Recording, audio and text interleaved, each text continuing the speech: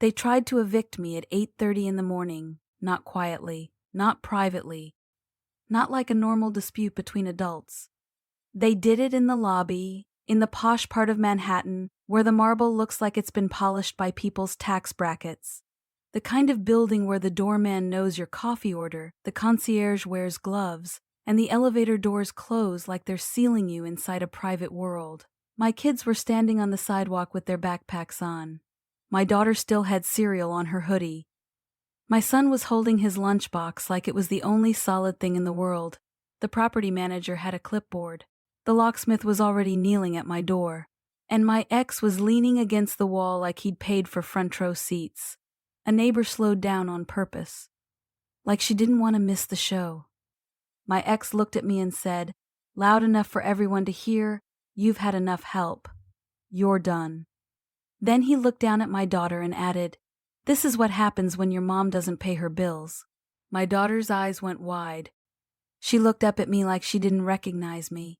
The notice said non-payment, like I'd just forgotten. Like this was a budgeting issue. Like I was irresponsible and pathetic. I'm Laura. I'm 37 years old.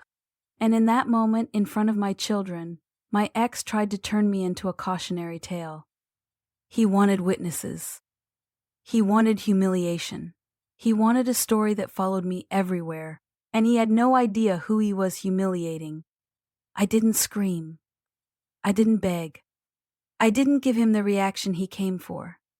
I took out my phone and started recording. If you've ever had someone try to erase you in public, tap like and subscribe.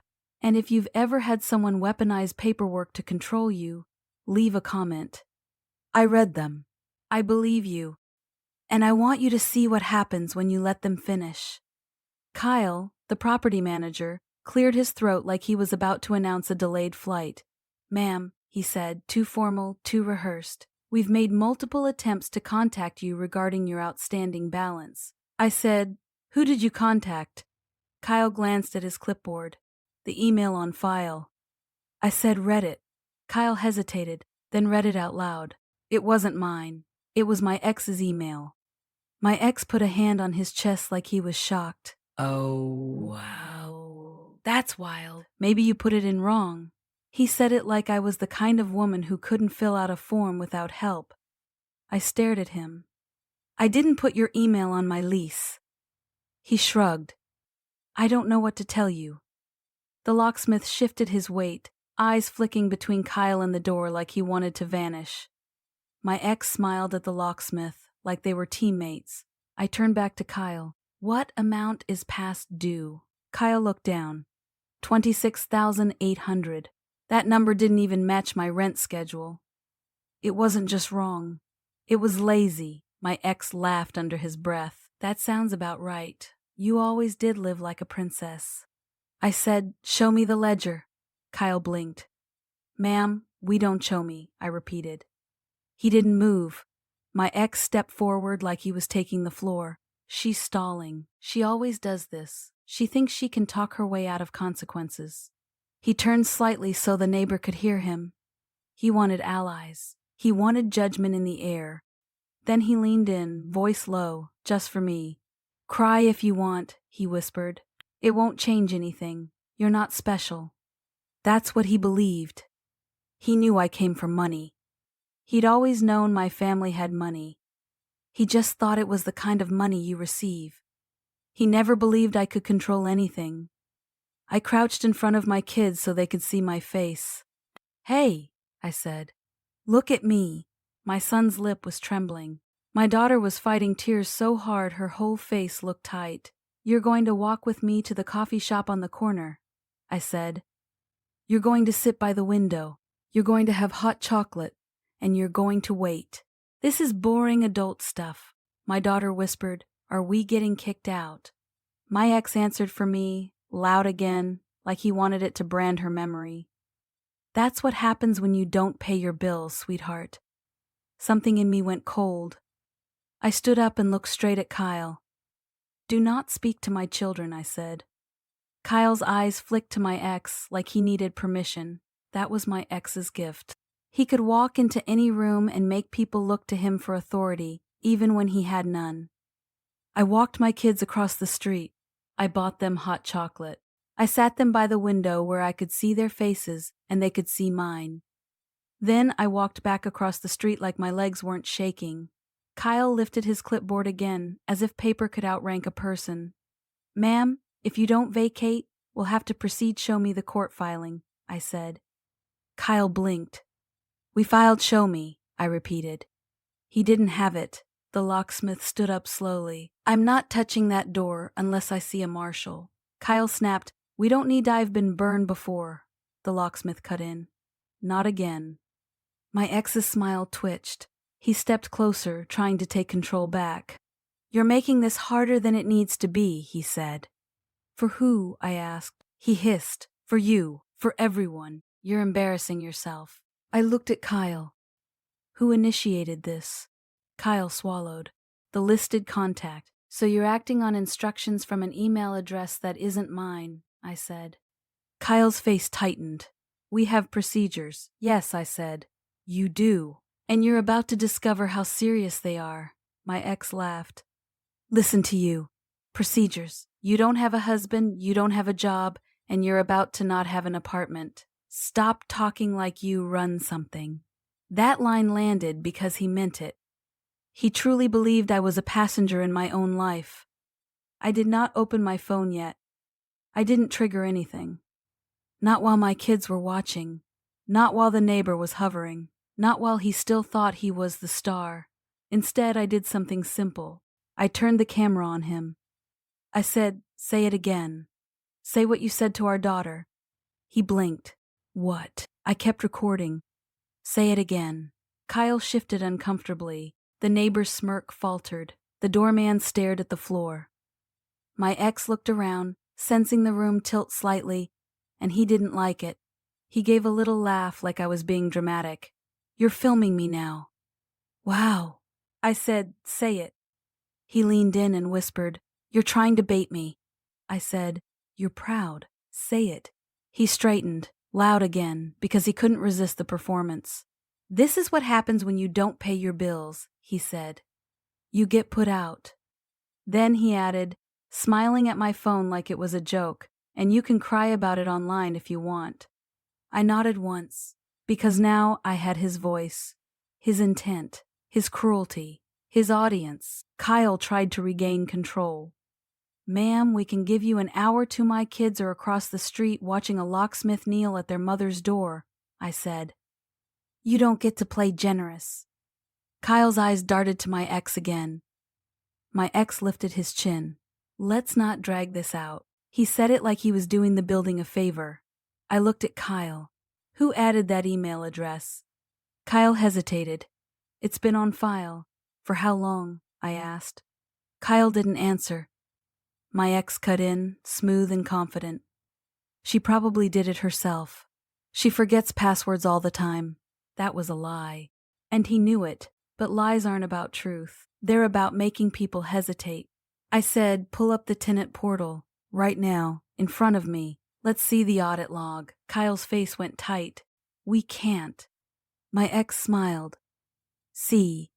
Procedures." I stared at Kyle. "If you're sure you're right, you should be thrilled to show me." The locksmith quietly stepped back from the door. He didn't like this anymore. He could feel the energy shift into something that might end with people in suits. Kyle fumbled with his phone. My ex leaned close to him, low voice, but I heard it. "Don't," he said. "One word. Not, be careful. Not, check the facts. Just don't." I looked at my ex and said, he gave me a fake smile. "Because you're wasting everyone's time." I kept my voice level. "No." "Why don't you want him to check?" His eyes hardened. "Because you're not in charge." There it was, the core of it. He didn't want the eviction. He wanted the hierarchy. He wanted me beneath him. Kyle's phone buzzed. He glanced down, and his face changed. Like he'd just gotten a message that made him sweat. He looked at me. "Ma'am, we need to proceed." I said, "That's not an answer." My ex stepped forward, too close. "You don't get to interrogate people." His breath smelled like coffee and entitlement.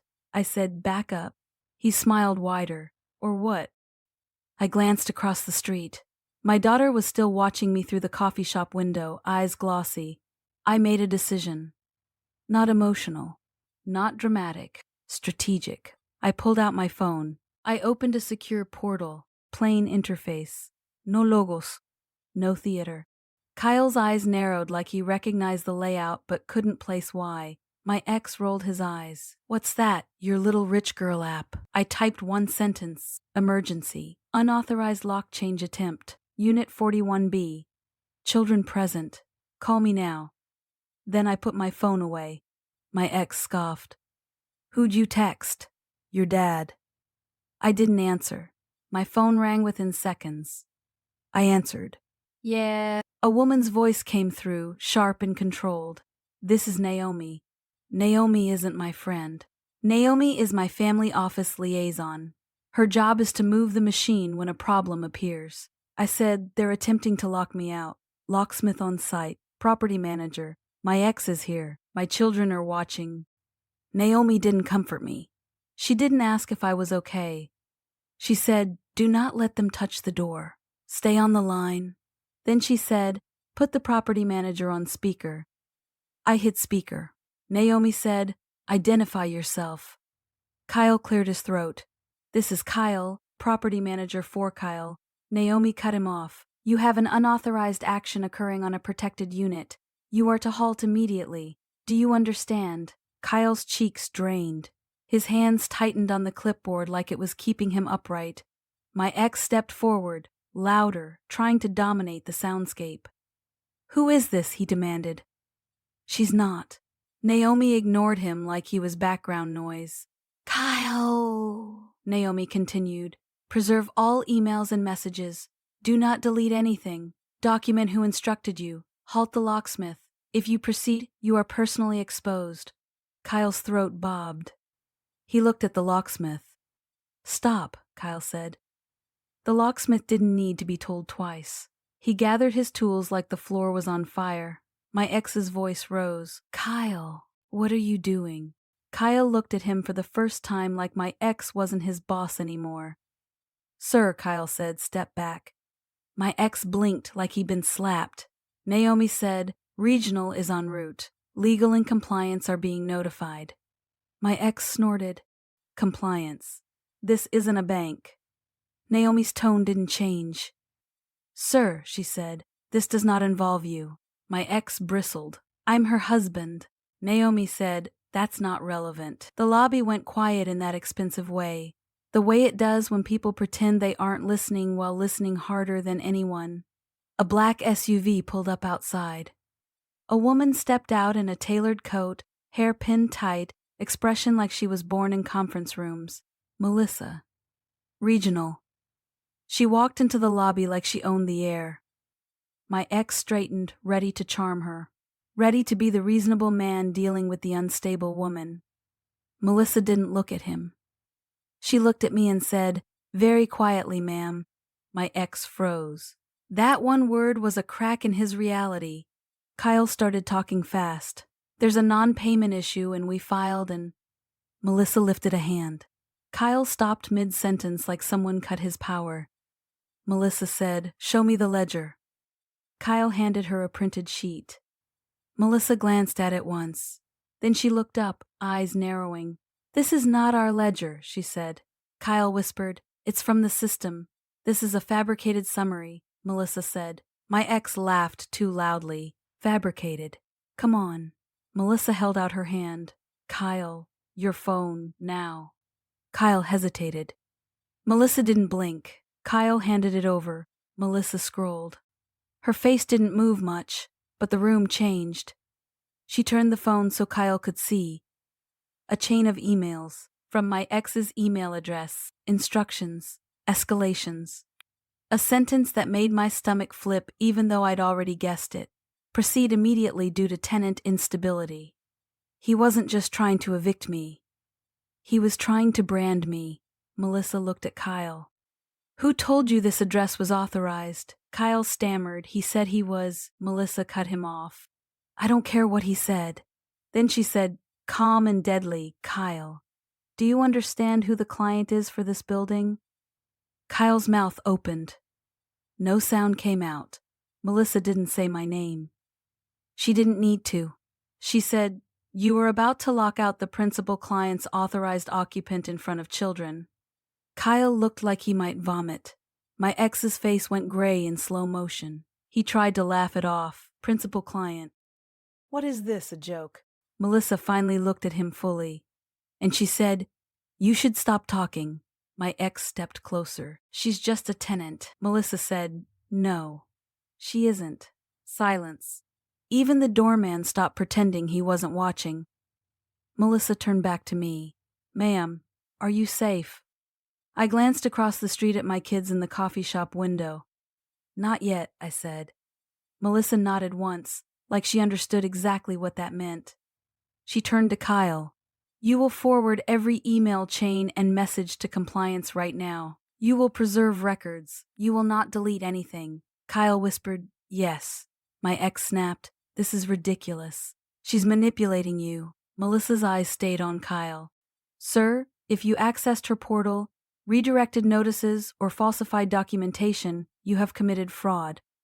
My ex's jaw tightened. "No, I haven't." Melissa said, "Then you won't mind a forensic review." My ex's eyes flicked toward the exit. That tiny movement told me everything. He wasn't just cruel. He was guilty. I didn't let the moment breathe. I walked across the street. I brought my kids inside. I sat them on the couch. I turned on a cartoon. I made my voice steady and normal. Then I went into my bedroom, closed the door, and let my hands shake. Anger is loud. Fear is loud. Strategy is quiet. I didn't marry my ex because he was powerful. I married him because he was charming. He could make any room like him. I mistook that for safety. At first, he didn't control me with threats. He controlled me with help. "Let me handle the portal. Let me be the contact. I'll take care of it so you don't have to stress." Control never shows up carrying a bat. It shows up carrying a key. He knew my family had money. Everybody in our circles did. But my family doesn't put our names on the front of buildings. We don't need applause. We use layers, entities, LLC, holdings with names that sound like weather patterns and street numbers. We stay behind the curtain. Most people in this city walk past our assets every day without realizing they're walking through our portfolio. My ex knew the money existed. He just assumed it wasn't mine. He assumed I was a trust fund passenger, a woman living off a family allowance. And I let him believe that because it made life simpler. It also made him careless. That afternoon, Naomi called again. "We contain the immediate risk," she said. "Good," I replied. "We have evidence of unauthorized portal access," Naomi said.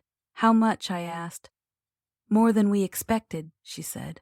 "Multiple password resets, notice redirects, payment reroutes, a document upload, I repeated. "Yes," Naomi said. "A fabricated ledger summary and an address change request." I swallowed hard.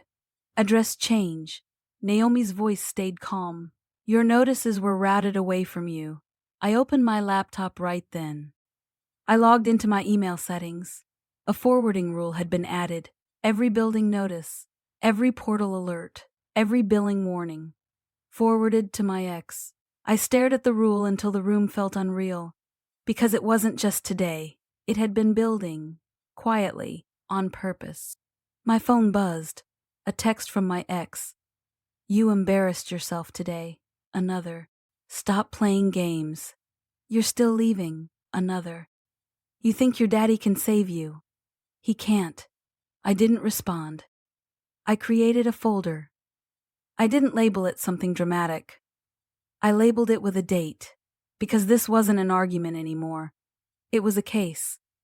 That night, while my kids slept, I pulled every bank transaction connected to rent. Every payment had cleared, on time. Which meant the non-payment notice wasn't just incorrect. It was invented. I sent Naomi screenshots. Naomi replied immediately. "Understood. Preserve everything. Do not confront him." I didn't need to be told. Confrontation is for people without leverage. 2 days later, The middle of the story tried to swallow me. That's where people lose viewers. That's where the betrayal gets procedural and the pace can sag. So my ex did me a favor.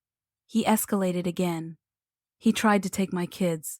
The school called at 11:15. Ms. Lara, the receptionist said, voice nervous. Your ex is here. He says there's an emergency. He's requesting pickup. My stomach dropped. I said, do not release my children. Put them in the office. I'm coming right now. When I arrived, he was standing at reception with that same calm face he wore in the lobby. He looked like a good father. The kind institutions want to trust. He slid a paper across the counter.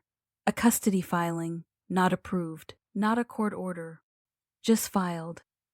He wanted confusion. He wanted panic. He wanted me loud so he could point and say, see. He said softly, she's unstable. I'm protecting them. I stared at him. Do you have an order? I asked. He smiled. It's in process. That's not an order, I said.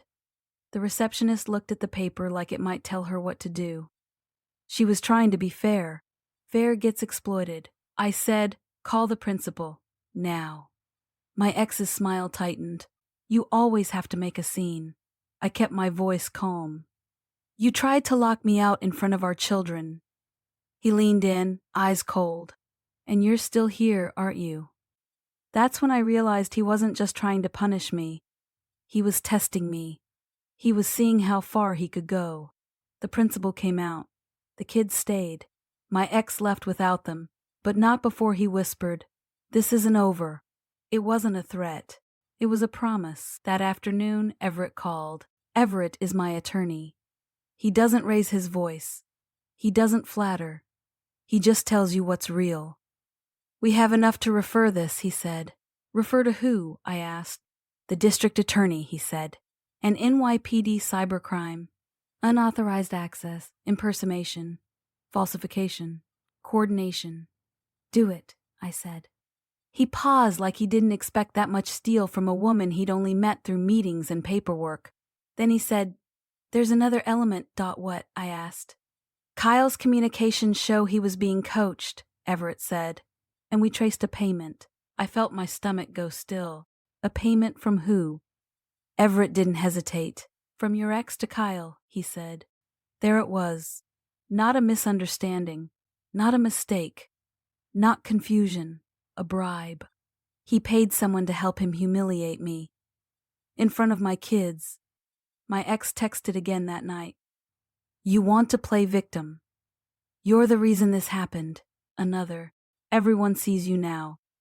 I stared at the messages. Then I did something simple. I replied once, stop contacting me except through counsel. He responded instantly. You think that scares me? I didn't answer, because he was right about one thing.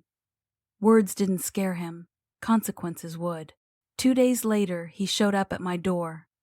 Not the lobby. No audience. Just him and his confidence. I opened with the chain on. He smiled like a man who still believed he had rights. This has gone far enough, he said. Has it? I asked. His smile tightened. People are acting weird. Management is acting weird. What did you do? I told the truth, I said. He laughed, sharp and ugly.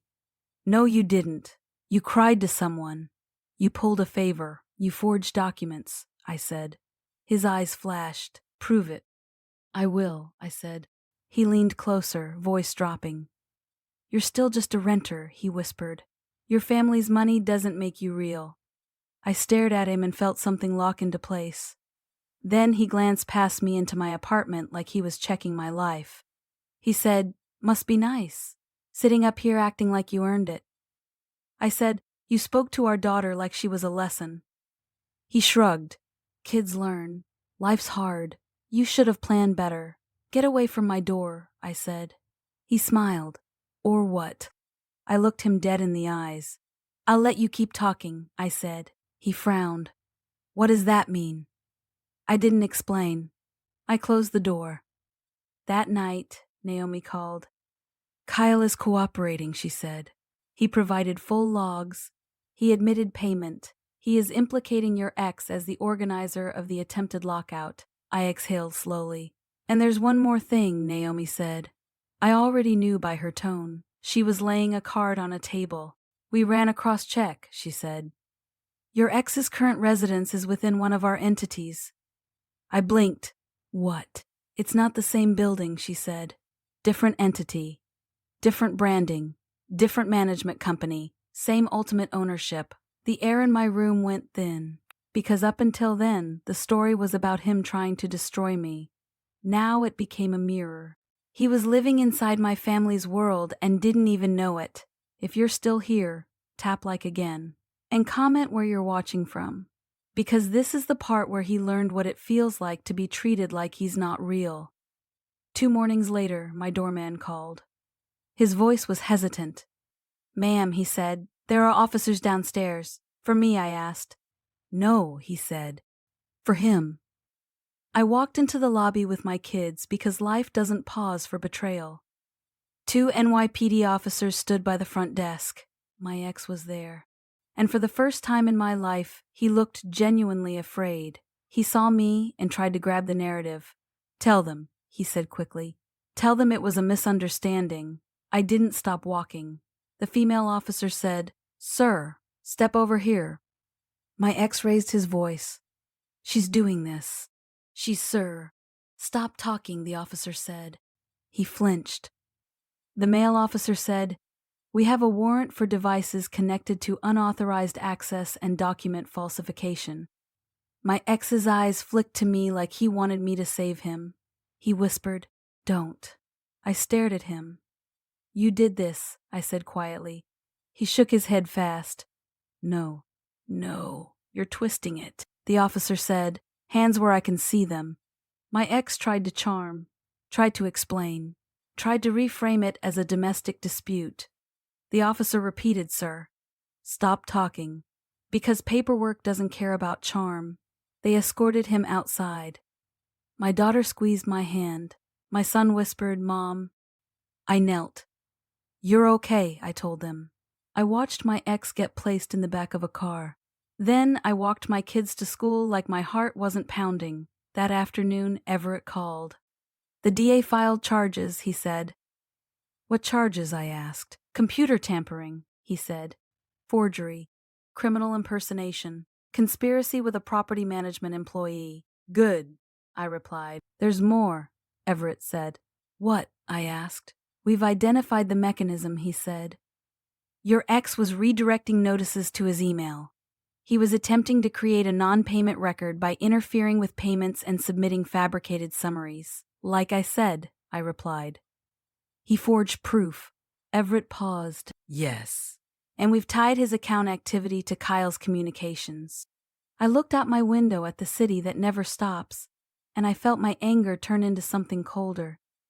Do you want to address his lease? Everett asked. Now, I said. This is where the slap lands, not with a phone call, not with a tantrum, not with me screaming, evict him, with the easiest thing for any audience to digest, non-payment. Once the criminal case moved, his accounts were flagged. Certain transfers were frozen pending review. Auto payments began failing. It happens fast when you're suddenly radioactive. His rent came due at his fancy midtown high-rise. It didn't arrive. The management company issued a standard non-payment notice. Pay or cure. He missed it. Because he assumed someone would fix it for him. Because he thought he was still untouchable. He called me the moment he got the notice. His voice was furious and scared. Are you doing this? He snapped. Doing what? I asked. They're saying I'm behind, he said. They're saying I'm in default. This is you. Pay your rent, I said. My accounts are locked, he hissed. I paused, like I was thinking. That sounds stressful, I said. Don't do that voice, he spat. That calm voice like you're above it. I am above it, I said. Silence. Then he tried another angle. Fix it, he said. Call them. Tell them it's a mistake. Tell them what? I asked. That it's a mistake, he repeated, louder. Is it? I asked. He went quiet. Then he got mean again because fear never made him kind. You think you're smart, he said. You're still hiding behind your family. You don't run anything." I let him talk. Then I said, "You know what's funny, Dot?" He snapped. "You keep calling me a renter like it's an insult," I said. "Because it is," he said. "You live in a rental too," I said. He scoffed. "Yeah, but mine is." He stopped, because he realized he didn't actually know what he was renting. He didn't know who owned it. He didn't know who controlled the place he slept. He never asked, because men like him assume the world belongs to them by default.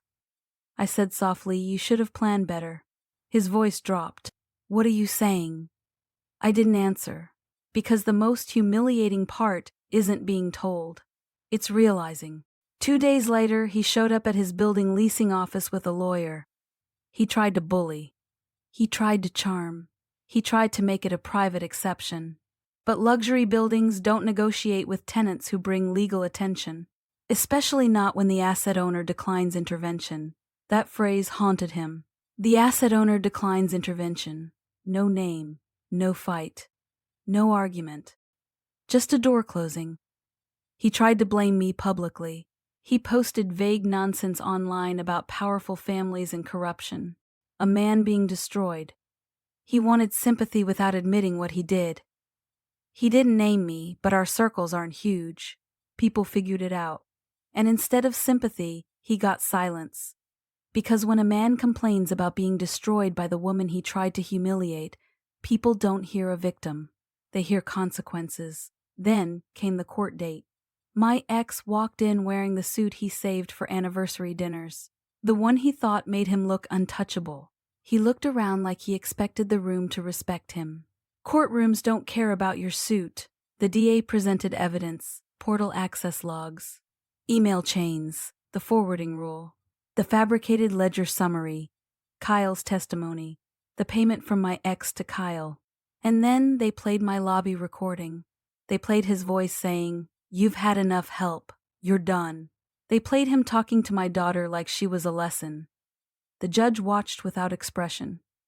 My ex's attorney tried to frame it as a domestic dispute, a misunderstanding, emotions.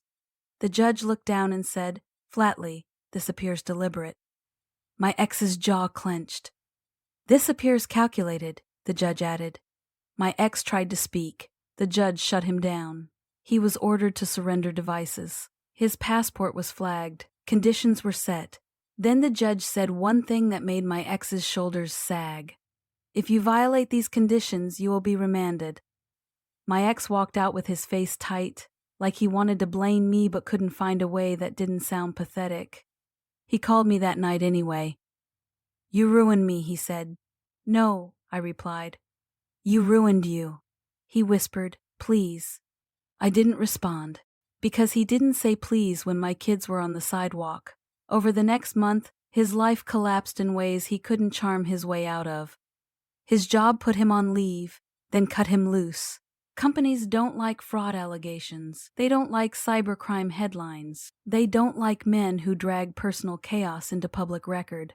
His friends stopped answering. The kind of friends he had weren't loyal. They were opportunists. His midtown building proceeded with eviction steps for non-payment. Once your accounts are flagged and your name is tied to criminal proceedings, luxury rentals get cold fast. He tried to negotiate. He tried to stall. He couldn't. He left with boxes. Not on a sidewalk with children watching. No. He left quietly, like a man being erased by his own choices. Then the plea deal landed. He rejected it at first because ego is expensive, and he'd always paid it gladly. Then his lawyer showed him the alternative. Trial. Evidence. Prison exposure. He took the plea. He stood before the judge and admitted, under oath, that he knowingly accessed systems he wasn't authorized to access. He admitted falsifying documentation. He admitted coordinating with an employee to initiate an unlawful lockout attempt. And then the judge sentenced him. Real consequences. Not a slap on the wrist. Time. Supervision. Restitution. A record that would follow him. Because when you try to weaponize paperwork to destroy someone in public, you don't get to walk away clean. Kyle was fired and reported. The management firm paid penalties and entered corrective action. They tried to keep it quiet. The DA's file wasn't quiet. Neither were the building whispers. The neighbors who watched that morning suddenly couldn't look me in the eye. One woman tried to catch me by the mailboxes. "Oh my gosh," she said, breathless. "I'm so sorry about what happened. That was awful." I stared at her. "Was it?" I asked. Her smile faltered, because she remembered her smirk. She remembered treating my humiliation like entertainment. I didn't comfort her. I walked away. My kids adjusted faster than I expected. Kids don't need a perfect world. They need a stable one. They needed to see that when someone tried to humiliate us, we didn't shrink. We didn't beg. We didn't chase. We let consequences do the work. One night my daughter asked, "Why did Dad do that?" I knelt beside her bed and chose my words carefully. "Because he wanted to feel big," I said. She frowned. "He looked small." I swallowed hard and nodded. "That's because big isn't loud," I said. "Big is honest." Weeks later, my ex tried one last move. He filed a complaint claiming I abused power, that I retaliated, that I used influence to destroy him. It almost sounded smart, except it failed for one simple reason. I didn't retaliate emotionally. I didn't call anyone and scream. I didn't demand special treatment. I let documented processes proceed. Non-payment is non-payment. Fraud is fraud. And the system doesn't care if you're mad. It cares what you did. People ask me sometimes why I didn't shut him down early, why I didn't tell him who I was, what I controlled, why I didn't end it the moment he started pushing. The truth is, I wanted to know. I wanted to know if he loved me, or if he loved what he could access through me. I wanted to know if he'd protect me, or if he'd exploit me. He answered that question in the cruelest way possible, in front of my kids. So I answered in the only language he respected. Consequences. My family does have wealth. Yes, the holding companies exist. Yes, the buildings are ours. But that wasn't the win. The win was this. I didn't raise my voice. I didn't plead. I didn't shrink. I let him walk into the consequences he built with his own hands. And when he finally realized who I was, it didn't matter, because by then the system had already moved. My name is Lara, and this is what happened when I was pushed beyond restraint. Please like, share, and subscribe if you enjoyed this story.